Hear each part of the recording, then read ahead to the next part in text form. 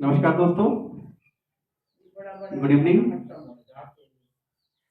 आज हम active to passive में कुछ एग्जांपल्स देखेंगे।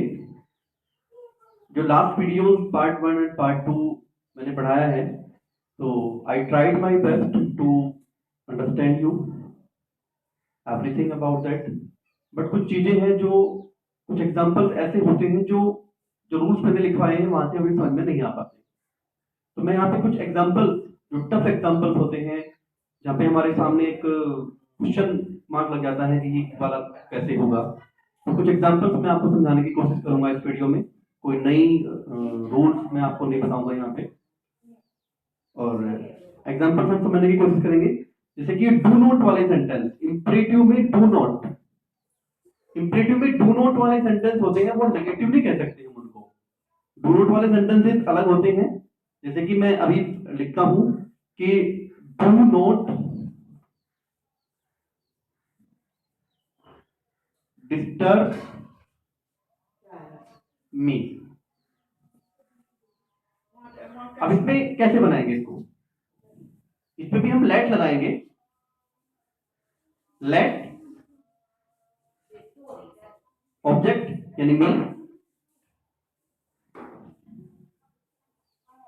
Not disturb by you.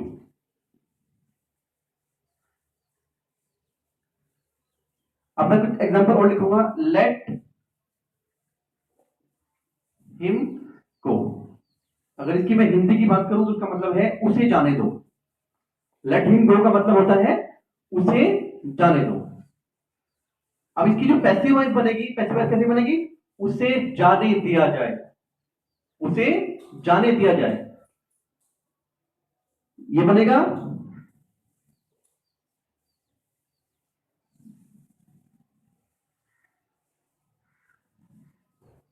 इसको हम दो तरीके से बना सकते हैं।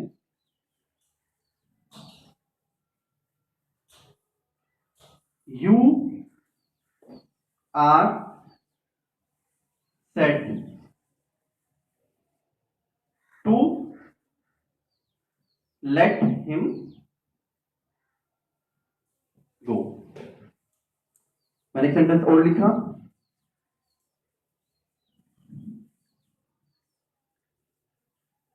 Do not plug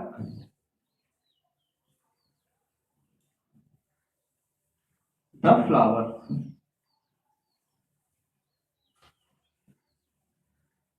do not plug the flowers. ये इंपरेटिव में नेगेटिव है, यानी फूल मत तोड़ो। डू नॉट का मतलब होता है मत। This is not the helping verb of present indefinite tense. This is not the helping verb of present indefinite tense. यहाँ पे हमें एक मिसअंडरस्टैंडिंग हो जाती है कि हम इसको प्रेजेंट इंडेफिनिट की हेल्पिंग वर्ब समझ लेते हैं।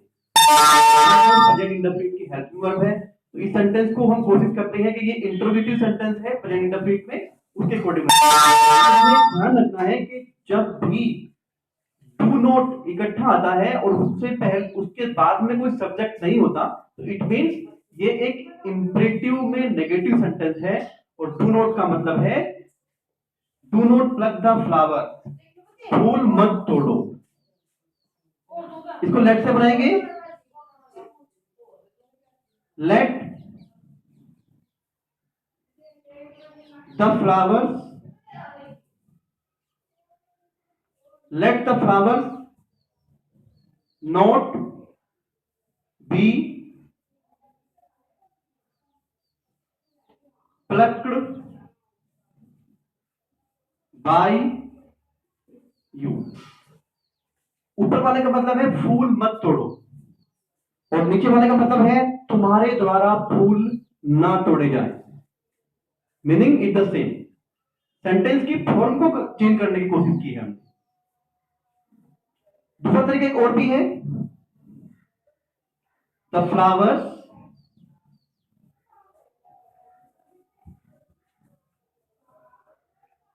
Should not be plucked.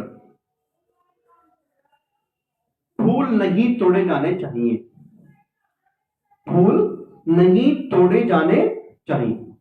तो this is the one more method इसी सेंटेंस को बनाने का। अब हम बात करते हैं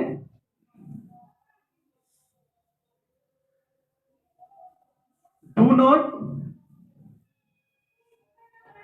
open the door.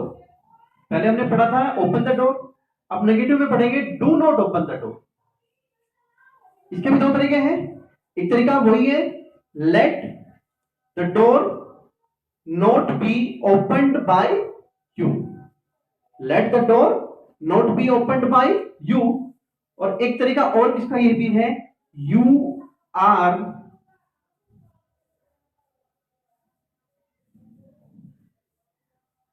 told not to open the door, you are told not to open the door। ये सेकंड मेथड है।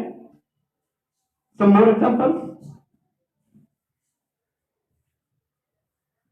मैं आपको बताने की कोशिश करूंगा जिससे कुछ चीजें हैं जो छूटे ना, क्योंकि कुछ एग्जांपल्स ऐसे होते हैं जो हमें टफ लगने से हो जाते हैं और हम कंफ्यूज हो जाते हैं कभी कभी ऐसे केसेस पे।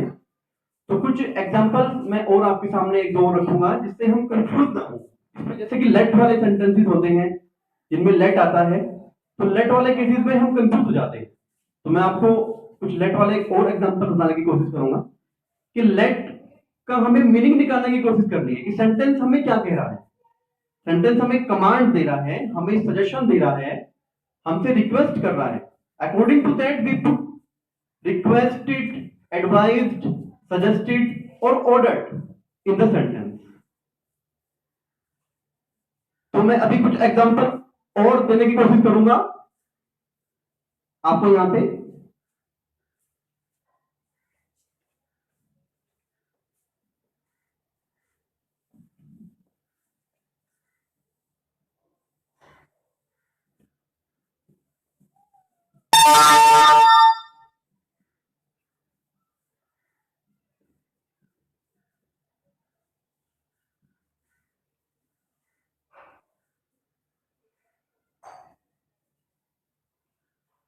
देखिए मैं एग्जांपल लिखता हूं। किसी ने कहा लेट मी प्ले, इसकी हिंदी होती है मुझे खेलने दो। लेट मी प्ले की हिंदी होती है मुझे खेलने दो। अब ये वो रिक्वेस्ट कर रहा है, तो यहां पे हम लगा सकते हैं you are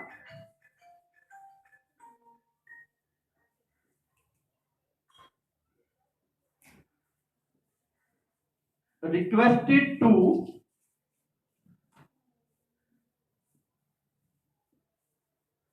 late me play, मुझे खेलने दिया जाए।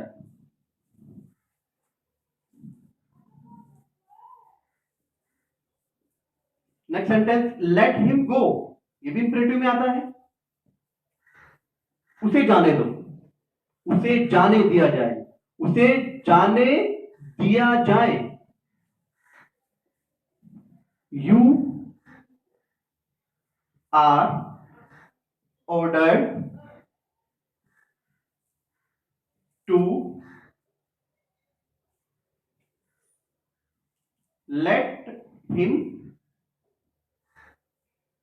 गो, you are ordered to let him गो।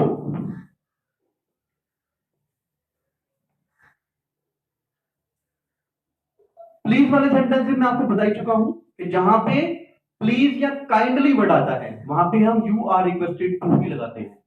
मैं एक बार और रिपीट करूंगा,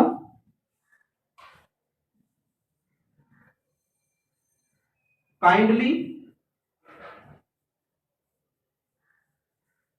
डू इट। एक सेंटेंस है काइंडली डू इट, कृपया इसे कर दीजिए। काइंडली को रिमूव कर देंगे यहां से कंप्लीटली और यहां पे लिखेंगे यू आर रिक्वेस्टेड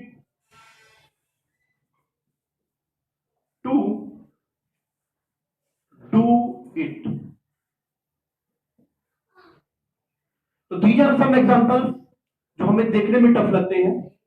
तो आई होप कि आपको समझ में आए होंगे ये, और मुझे उम्मीद है कि अब इन एग्जांपल्स के बाद आपकी अगर कोई आपको हेल्प की नीड है तो आप कमेंट बॉक्स में कमेंट कर सकते हैं, और मैं आपकी हर प्रॉब्लम का सॉल्यूशन करने की कोशिश करूंगा। तो थैंक यू। अब यहाँ पे एक्टिव टू पैसिव का जो पूरा पोर्शन था 3 पार्ट में हमने खत्म करने की कोशिश की है, और उम्मीद है आपको ये तीनों पार्ट समझ में आए होंगे। Thank you very much.